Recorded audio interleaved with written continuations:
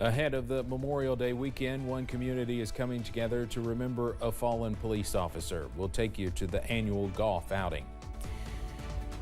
Plus, the Kentucky Department of Education has released its financial report card, how they made ends meet despite dealing with a natural disaster.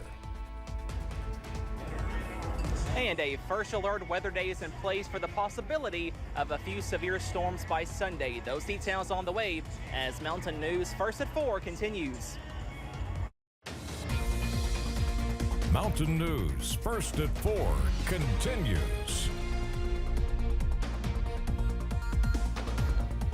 Many folks are hitting the roads for the long holiday weekend, and the weather is cooperating so far. But don't get used to these dry conditions.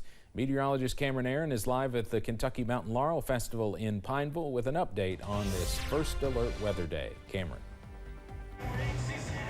Yes, Steve, we are sweating here in downtown Pineville. Some sunshine, some warm weather. It feels like May to close out this work week, but we are watching out for the potential for a few severe storms as we go into your Sunday. But for now, as you said, the weather is cooperating here in downtown Pineville and across the region. Let's take a live look across the mountains. You can see some sunshine from Buffalo Mountain, also from the WYMT studios and from downtown Pikeville at this hour as well. We are toasty on this Friday. Most of us in the upper 70s to lower 80s, up to 77 for Jackson, 81 over in Irvin, also for Somerset, and a toasty 82 degrees for Middlesboro, also in Harlan at this hour. Up on First Alert Pinpoint Doppler, a clean sweep continues as we are tracking some more mainly dry weather to go into this evening. Could we see a stray shower? It's possible, but will most of us see rain? No, as we stay mainly dry to go into tonight. Those lows once again mild, possibly some fog to wake up in the morning as we see middle to lower 60s to wake up and walk out the door in the morning. Now tomorrow, pretty similar to today, a small chance of a passing shower, maybe a few thunderstorms, but all eyes still on Sunday. This is the latest update from the Storm Prediction Center. Notice that orange color, a level 3 enhanced risk of severe weather for western Kentucky, pushing into parts of central Kentucky as a level 2 slight risk. Now for most of us, the threat has diminished a little bit, but still, I think we could see a few severe storms by Sunday. All modes of severe weather would be on the table. That strong straight line winds, large hail, heavy rain, maybe a few quick spin up tornadoes. So be sure that you keep up with that forecast and stay weather aware to go into this weekend. More details on that weekend forecast coming up in just a few minutes. Steve? All right, Cameron, thanks. It's been almost 2 years since the Allen ambush killed 3 officers and 1 canine in Floyd County. Today, the community remembered one of those men with a memorial event. WYMT's Buddy Forbes has more from the annual outing. The second annual Noble William Petrie Golf Tournament teed off today with golfers hitting the green for a man who gave the community his all. Beaver Valley Golf Course saw around 14 teams turn out for the second tournament in honor of William Petrie, bringing together 2 things he loved: teeing off on the course and taking care of kids, with proceeds from the event funding transportation for patients at Shriners Children's Hospitals. Petrie's son Chase teed off first at the tournament, saying it is an honor to see his dad remembered this way. Me and him always loved the golf, and he got me into it, so I always thank him for that. So it's glad I'm able to do this and be able to honor him in that way. Chase Petrie says this tournament always meant a lot to his father, long before it was named in his honor. Now it means something completely different for their family. In Floyd County, Buddy Forbes, WYMT Mountain News. We'll have more from that event coming up at 6.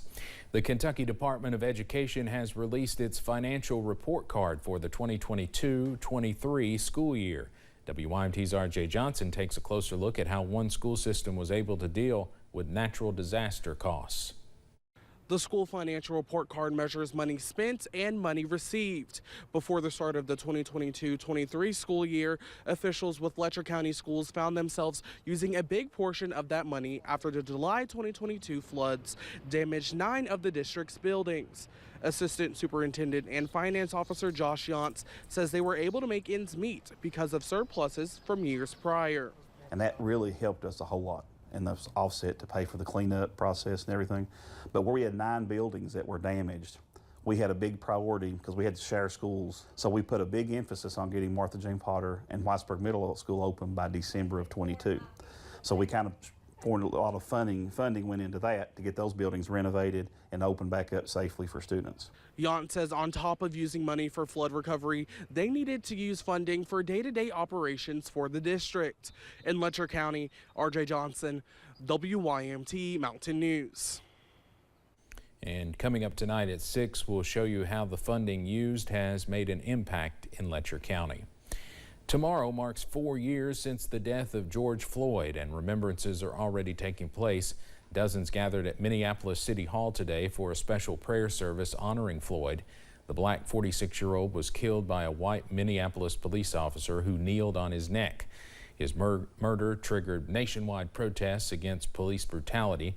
On Thursday, House Democrats, with the support of Floyd's family, reintroduced the George Floyd Justice in Policing Act, a bill that would create federal police reform. This is something that's a priority. This is demanding. And if you want to wait till something like that hit your front door and then you want to be proactive, you have to have a problem. The bill named in Floyd's memory was first introduced in 2021. It passed the then democratically controlled House but failed in the Senate. Memorial Day marks the unofficial start of summer, of course, but it's not just a time for cookouts and family gatherings. It's really a time for remembering. CBS's Erica Brown is on the National Mall in Washington, D.C. with more. With millions of Americans now on the road or preparing for cookouts, some are working to ensure the reason we observe Memorial Day is not forgotten. We are remembering and honoring those who gave their life for our country. A special display has returned to the National Mall, a poppy wall honoring the 600,000 U.S. service members who gave their lives in service to the country since World War I. What's the significance of the poppy flower? So the poppy, it is the international symbol of remembrance. Its origins go back to 1915 during World War I. The numbers on these walls represent the servicemen and women who died fighting in America's wars, and this one takes many people by surprise. More than 7,000 servicemen and women killed since 2001, the start of the global war on terror. It's such a massive number. It's hard to imagine all those people and their families and their friends and the loss that they've sacrificed for our country. Congratulations, ensigns and second lieutenants. Defense Secretary Lloyd Austin delivered the commencement address at the Naval Academy Friday. This is a great day and a proud day, but it's also a day of reflection and remembrance. Austin reminded the new ensigns and second lieutenants the war on terror is ongoing, with the USS Carney just back from the Middle East, where it shot down drones and missiles aimed at civilian ships in Israel. The Carney conducted 51 engagements in 6 months, which is the most direct Navy engagements with a foe since World War II. This year's class leaves the academy knowing some of their own may make the ultimate sacrifice. Erica Brown, CBS News, Washington. President Biden issued a Memorial Day proclamation saying, quote, "I hope you find a small measure of solace in knowing that we will never forget the price your loved one paid for our freedom, and we will never stop trying to repay the debt of gratitude we owe you and them."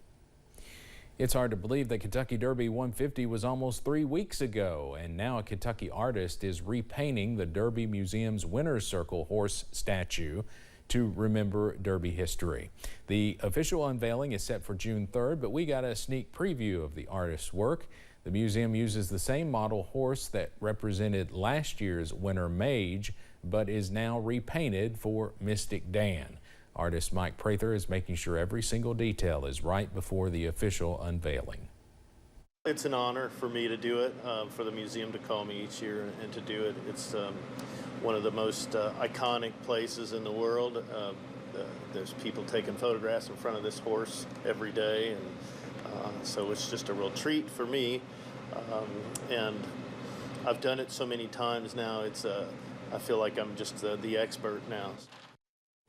In addition to the horse statue repainting, artifacts from the Mystic Dan team will also be on display.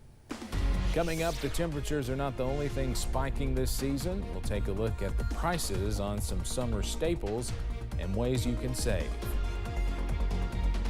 And we are tracking some stormy weather at times to go into this holiday weekend. Your first alert forecast after this break.